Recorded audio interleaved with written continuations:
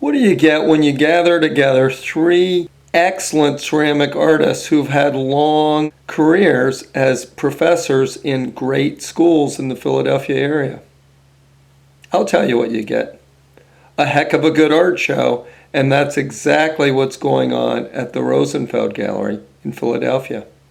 And if you're lucky, you may even get a little asparagus-related ribaldry.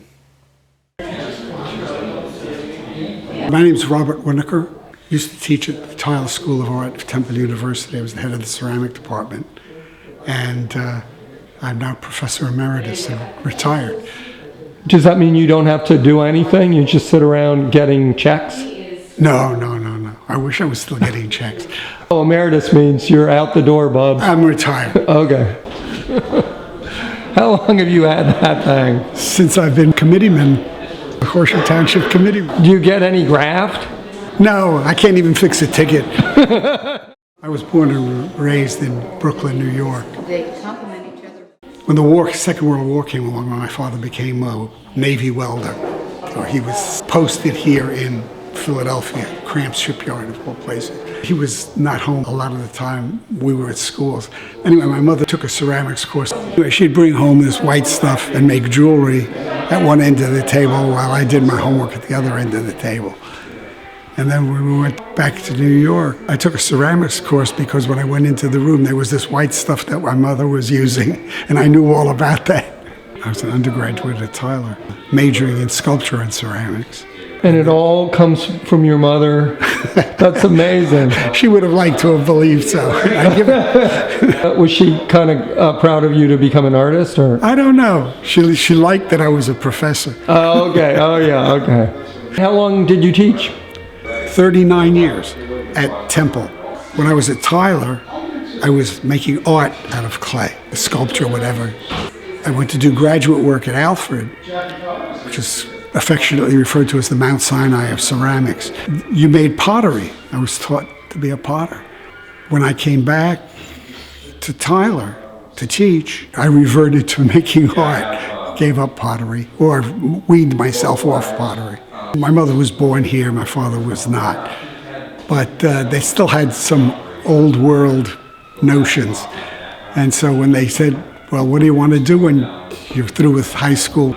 I said, well, I'd like to be a builder. And they scratched their heads and looked at each other, thought about it, said, für das machen ein Leben. From that, you make a living. And then they thought about it some more and said, well, we don't know anybody in the building trades. What else do you want to do? So then how did they let you become an artist? Well, they weren't too happy about it, but it was better than going in the Army. You know, somebody walking in off the street and looking around, you might see, oh, he does all these different kinds of things. In my mind, they're pretty much consistent. I built the houses and got the idea that I might be interesting to have something going on inside them. So I started making figures. The clay that I use is about 50% Pennsylvania brick clay. The rest is fire clay. I fire it to about cone 9, 10, and then throw salt in the kiln. The salt forms a sort of glass on the surface. The chlorine goes off. Essentially, I glaze in the kiln. The artist has decided that she needs to turn her sculpture around. We're going to observe this. In the middle of the room. Yes. You can see Michelangelo turning David. Except it might have been a little harder for him to pick David up. The meaning of life is 42. 42? Yeah, it's from the Hitchhiker's Guide to the Galaxy. Wow, it's been a while since I've I read know. that. That's not even a prime number. I know, but anyway. I still believe in chocolate. Yeah. Now, what is your name, miss? Paula Winokur. And you're some kind of an artist, is that? I'm some kind of an artist, yes. I grew up in Philadelphia, actually.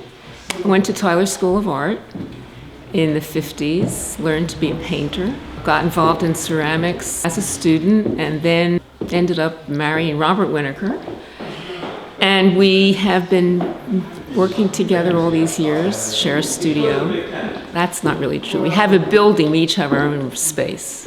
You know, Virginia Woolf said you need your room of your own, so I have my own room. I taught at Arcadia University for 30 years. ran the ceramics program there, and have been making my work for, 40 years at least. And I started to work in porcelain in 1970. Porcelain is considered to be the most beautiful of clays. You know, it's the top of the clay cliff. Porcelain is basically pure clay. This clay body here is kaolin, feldspar, and quartz. Is it naturally white, or is that? It's naturally white, yes. I started out as a potter, actually, making traditional, functional pieces. At some point in the 80s, I got very involved in landscape. So my work all references the landscape. Earlier pieces referenced the Southwest. These pieces all relate to glaciers and ice. I've been to Alaska and Iceland and seen melting glaciers. And I've read a lot about what's happening with our environmental problems. And several of the pieces that I've done have very clear references to global warming. The big one in the other room refers to shattered ice, which is also the ice breaking off from the glaciers in Iceland. How do you get the little bits of blue in here? I mean, well, it's a glaze that is a very dry base glaze and has copper in it and cobalt. I've been working with white clay since 1970. I really love teaching. I found it very stimulating. I always found it a challenging experience, and I miss it to a certain extent. I don't miss the job so much. As Bob says, we miss the gossip. I miss some of my colleagues, and that interplay. But outside of that, it's nice to just be able to focus on your own work. My name is Ken Vavrek. I'm a sculptor. I work in clay. I've been working in my art for like 40-some years, getting close to 50 years. I studied clay and sculpture and painting when I was in art school. I think my art kind of shows a synthesis of those three areas, because it is sculptural, it is clay, and it is painterly. The platter that's behind me looks like a painting. When you see some of the sculptures, you'll see that the surface is very painterly. I've always been painting, but now the way I'm applying the glaze, I use a palette knife and I use a brush in a way that you can see that process of application, and that is a very important thing to me at this time. where did you go to school? Ohio University in Athens. So I got a master's degree there. And then I taught in Wisconsin for 5 years, and then I came to Philadelphia in 1970 and taught for 33 years at Moore College of Art, and have been retired now for 7 years. It's been good because I've been able to really, concentrate on my work. So it's been a liberating experience to not have to go to a job?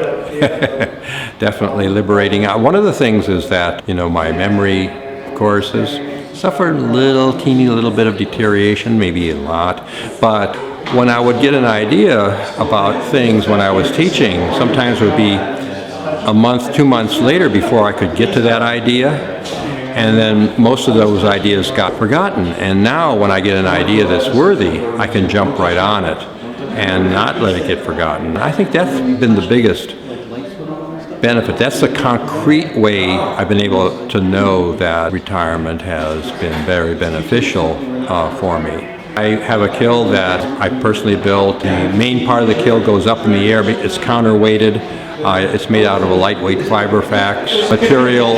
It allows me to make the kind of work that I make, because these large sections that you see on the wall here are very difficult to move and get in and out of a kiln. It's a door. So this goes up, and then I have free access to the shelf from on all sides. And that allows me to load these things that I couldn't load through a doorway in a kiln. This is one piece that was fired in the kiln at one time.